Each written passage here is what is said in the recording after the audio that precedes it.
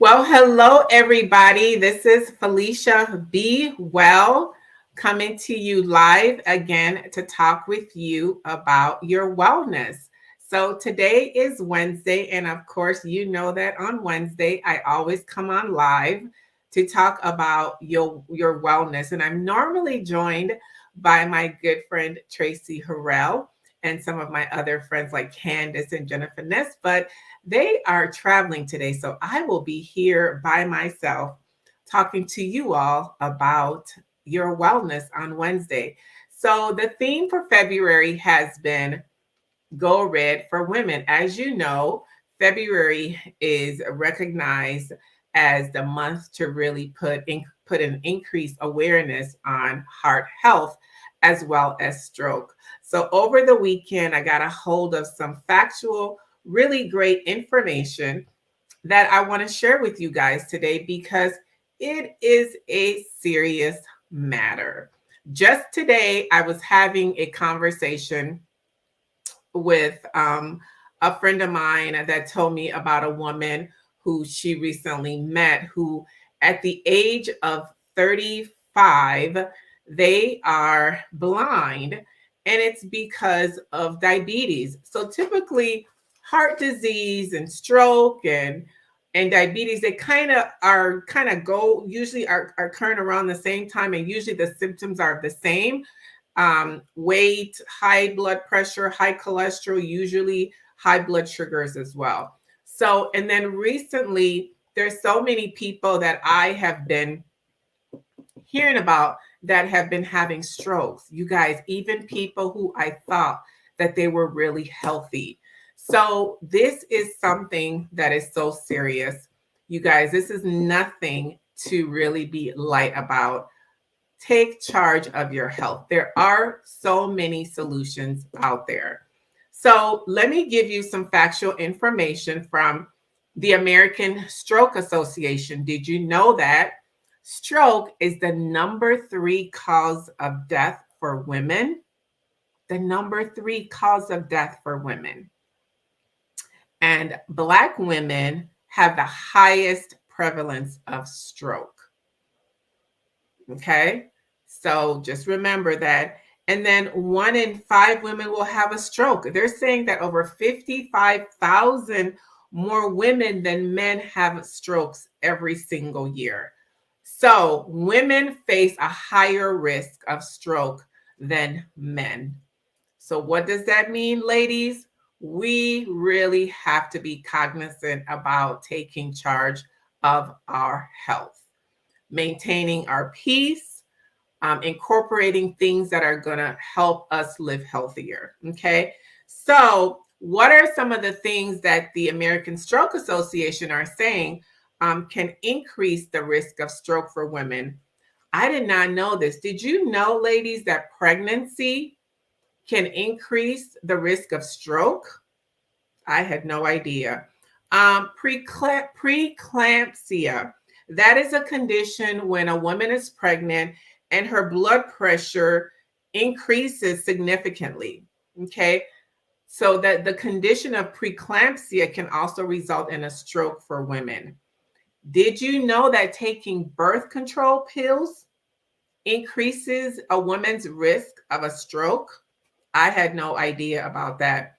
And then also the use of hormone replacement therapy for women that are going through menopause or if they're post menopause. Also, women that have migraine headaches with an aura. So that's something that I have to be aware about because I deal with migraine headaches. So, and then also, they're also saying that women that have atrial fibrillation, this is a quivering or irregular heartbeat, that can also increase the risk of stroke. So, ladies, just by the fact that we're women, our chances of stroke increase. So things like being pregnant. So if you are still in the childbearing stage, if you are maybe planning on being pregnant someday, one of the things that you probably want to start doing is taking charge of your health. And I'm going to give you some recommendations on what you can do, you guys, because this is a serious matter. And then they're also saying birth control increases the risk. Okay, so one of the things that they're recommending, the American Stroke Association is recommending on things that can decrease a woman's risk of stroke are basically talking with your physician to determine the safest medication. Okay, so there are many solutions for that. Always talk with your medical provider, whether it's your primary care, traditional primary care, or a naturopath or nurse practitioner or some healthcare professional. Okay, they're also talking about there's taking a low dose of aspirin. So again, that is something that you would talk with your healthcare professional about. Getting your blood pressure checked on a regular basis. I was at the dentist yesterday. Do you know now they're checking blood pressure at the dentist? She said that's a new policy that they're doing. So really checking your blood pressure regularly so that you know your numbers. Know your numbers, okay? So review the risk and the benefits of hormone replacement therapy. You really want to make sure that you review that and really look for alternatives to really kind of help you with the hormone imbalance and whatever you're dealing with. If you are a smoker, you already know that smoking increases your risk of a stroke. So these are some of the things that can decrease your risk of a stroke. And then, here are just some lifestyle things that we can do. Nutrition, eating better, eating better, eating better, eating better. You guys, nutrition is so important. And of course, the more plant-based nutrition you have, the better. Okay.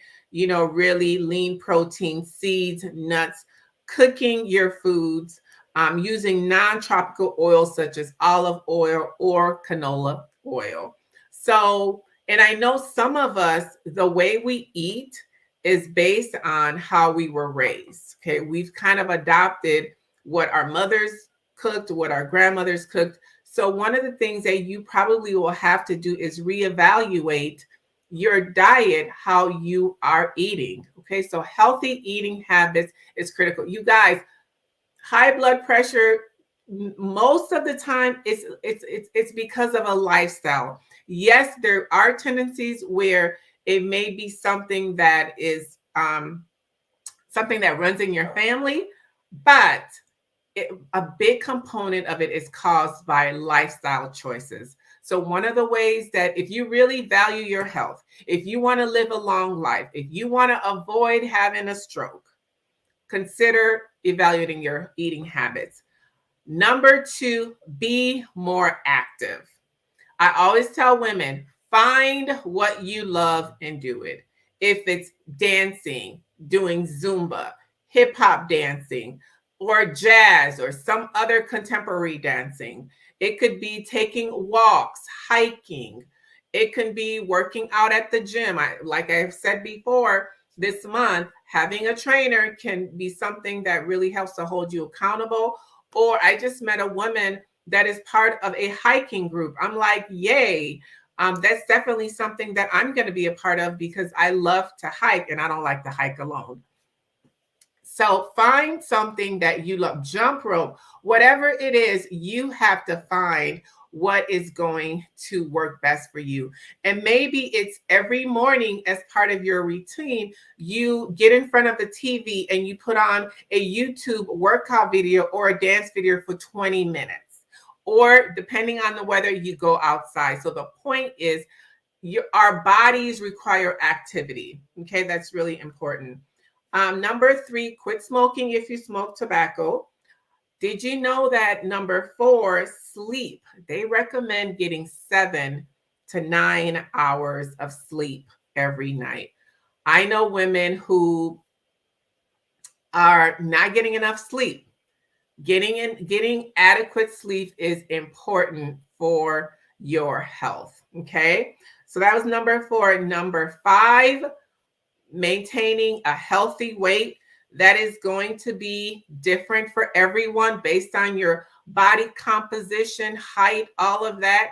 Again, get together with your physician so that you can determine what is the ideal weight based on your body composition. Everybody can't be a size 8. Everybody can't be a size 10. For each woman, it is going to be different. So you want to make sure that you meet with your primary care and get blood work done, get everything that you need to be in the know about your health. So one of the things that I do every 6 months, I meet with my naturopathic doctor, and she typically will run a full panel blood work so that we can see where I am. And I like doing that. So that means that every 6 months, we're kind of checking to see where I am. If I'm deficient in anything, that way I can address it. Okay. So weight management is really important. And you always want to start anything by consulting your healthcare practitioner. Okay. Control your cholesterol. Okay. That's really important. Again, talk to your healthcare practitioner. But if you incorporate healthy eating, being more active, not smoking, reducing the amount of stress and anxiety, or rather knowing how to deal with those things, you're going to notice that that is going to help in controlling your blood pressure and cholesterol. Okay. And then, so we talked about blood pressure, managing your blood sugar. High blood sugar damages your kidneys, your eyes, and your nerves. Remember, I told you earlier about the young woman in her 30s who is already blind. It's a serious matter, you guys. I'm so glad I got a hold of this information, and I hope that it has been helpful for you. So the point here of this whole February being a Go Red initiative is just to increase awareness, okay? So start with baby steps. I've talked about a lot of things here. Think about what is one thing that you can start this week. Maybe incorporate things in stages, okay? Maybe you're going to decide, well, I'm going to start with nutrition. Gradually incorporate the foods that are healthier. Don't just go cold turkey. Gradually incorporate movement. Pick something that is going to be fun and it's for you, because everything is not for everybody. You got to pick what is for you. And again, always, and then what I love to you guys, you got being part of groups or clubs of people that are passionate about wellness will do wonders for you. That will do wonders for you. One of the reasons why I'm very consistent and conscious about my wellness is I'm part of a wellness shopping club, okay, where I get all my non-toxic wellness products. So I'm surrounded by fitness professionals, trainers, holistic practitioners, wellness coaches. So I'm around these people all the time. That is why I'm just so consistent, and my wellness is at the forefront of my mind because of the people that I am around. If all of the people, ladies, if all of your friends like to eat fast food or certain foods, don't really work out, the odds are you're probably going to be in that same situation. So look at how you can expand your circle. Maybe get your girlfriends together and say, hey, ladies, let's get together, every Monday through Thursday on Zoom, and let's do a workout video or something. So let's go hiking. Let's go for a walk. So start incorporating healthy activities and solutions as part of the activities that you do with your girlfriend, or even if it's going out dancing, so really incorporating that. In anything that you do, you guys, it has to be about a lifestyle shift. Diets, yeah, they will work, but they're only temporary. But you really have to look at really shifting how you live your life, the foods you eat, the activities that you are engaged in, and then also having peace in your life. So as we wrap up this Go Red month, I really hope that you guys will make a decision to really take charge of your health. Really take charge of pick one thing that you're going to start this week. Maybe this week is nutrition, like I mentioned before. Maybe next week is going to be activity. Don't forget to go visit your healthcare practitioner so you can kind of have a baseline of where you stand and know what should be your ideal body weight. Okay, so I hope that has been helpful. Again, the reason why Go Red for heart health is an awareness month in February because more women die from stroke, more women die from heart disease. So this is something that's very, very concerning, and there needs to be an increased awareness about it. So we hope that after this month, you have learned something. And we've been really transparent with you about our challenges. Remember last week, I told you all I didn't feel like working out, but I still went. Okay. So last night, on Monday, I couldn't work out in the morning. So I went in the evening to go work out. And one of the things that I always say is I work out for my mental health. That is how I relieve stress. That's how I let go of negative energy or anything that's going on out of my body. Okay. So I hope that's been helpful. Next month, for the month of March, you guys, we are going to be talking about workplace wellness. Stay tuned. We're going to have some really great conversation about workplace wellness. A few years ago, I worked somewhere where several employees were on anxiety medication because of work stress. Can you imagine that work is that stressful where you have to be on anxiety medication? So we're going to be talking about wellness in the workplace. So stay tuned. We're going to have some really great conversations. I'm going to try to bring on some guests that can also talk about that. So if you need to get a hold of me, you can send me a direct message on Facebook, Felicia Be Well, and let us know if you have any questions. So stay tuned for next month, Wellness in the Workplace. So thank you so much. That's all for today since I'm by myself. My friend Tracy is traveling with Jennifer Ness, but they will be here next week. I know they're going to be excited to talk about wellness in the workplace. So see you all next week. Thank you so much. Have a fabulous day.